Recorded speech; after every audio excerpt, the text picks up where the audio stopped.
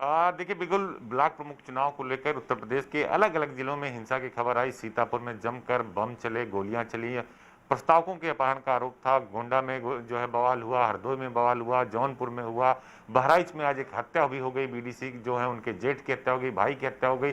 हमारे साथ उत्तर प्रदेश के मंत्री मोहसिन रजा साहब मौजूद हैं, उन्हीं से सीधे बात कर लेते हैं। सर, हिंसा को लेकर ब्लॉक प्रमुख चुनाव में समाजवादी पार्टी ये लगातार आरोप लगा रही है कि बीजेपी गुंडई कर रही है, उनके पर्चे या तो नामांकन नहीं होने दे रहे हैं या फिर पर्चे छीन लिए जा रहे हैं। देखिए, आपने देखा जिस तरह से अभी जिला पंचायत अध्यक्षों के चुनाव हुए थे, इनको प्रत्याशी ढूंढे नहीं मिल रहे थे, कोई इनके साथ जाना नहीं चाहता, क्योंकि जिस तरह से गुंडई और जिस तरह से माफियाइज्म इन्होंने फैलाया था समाजवादी पार्टी ने, उससे प्रदेश और देश की जनता त्रस्त हो चुकी थी। उत्तर प्रदेश में हर जगह गांव, गरीब किसान परेशान था समाजवादी पार्टी से। उसका परिणाम आपने देखा कि 67 हमारे जिला पंचायत अध्यक्ष जीत कर आए। आज ब्लॉक प्रमुख के चुनाव को लेकर जो अपने प्रश्न उठाया, ये आरोप ही तो लगा रहे हैं, इनके पास कुछ है ही नहीं। जिस तरह से कल इन्होंने जो आरोप लगा रहे हैं, मैं उसका आपको बता रहा हूं कि उस आरोप का जवाब तो इनके ही प्रवक्ता दे रहे हैं।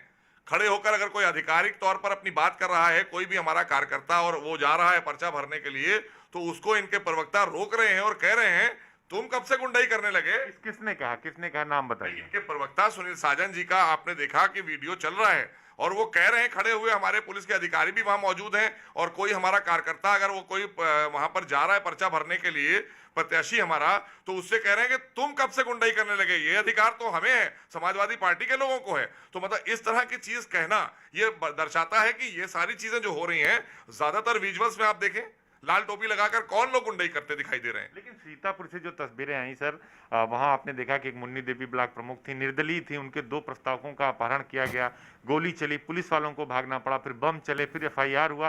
तो इस तरह की घटनाएं बहराइच में भी हुई, तो इसको लेकर सरकार क्या कर रही है? देखिए, जहां पर किसी ने भी कानून को हाथ में लेने का काम किया है, आदरणीय योगी जी की सरकार है, यहाँ पर कानून अपना काम करेगा और कड़ाई से काम होगा। उनके खिलाफ मुकदमे भी होंगे और जो भी कानूनी कार्रवाई हो सकती है कड़ी से कड़ी वो की जाएगी। लेकिन अगर आरोप की बात कर रही है समाजवादी पार्टी, तो पहले अपने प्रवक्ता के उस वक्तव्य को सुन लें, जो वो खड़े होकर बाकायदा पुलिस अधिकारियों के सामने कह रहे हैं तुम कब से गुंडे हो गए। मतलब ये मेरा अधिकार है, समाजवादियों का अधिकार है गुंडई करने का, बदमाशी करने का। तो ये तो अपने आप में साफ हो गया।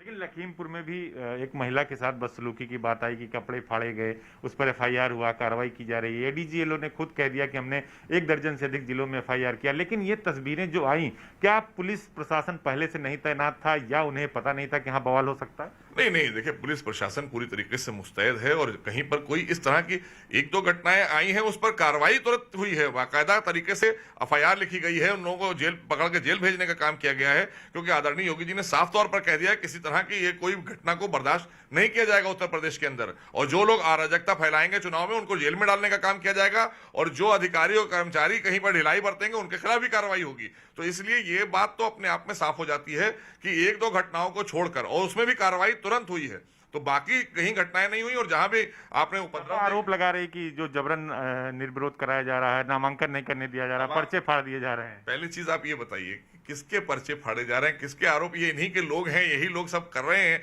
क्योंकि हमेशा से यही लोग करते रहे हैं। तो जो जैसा करता है उसके सामने आ रहा है। तो मुझे लगता है कि ये खुद अपनी उस बात को दोहरा रहे हैं, और उसका परिणाम भी इन्होंने दिखाया। जिस तरह से सुनील साजन जी का बयान आया और हमारे कार्यकर्ता या हमारे प्रत्याशी से कह रहे हैं वो भाजपा के कि तुम कब से गुंडे हो गए, मतलब ये हमारा है। बिल्कुल बिल्कुल अर्पिता, तो आप देखिए सरकार के मंत्री हैं, उन्होंने सीधे तौर पर ये कह रहे हैं कि हमने कार्रवाई की है और कार्रवाई करेंगे।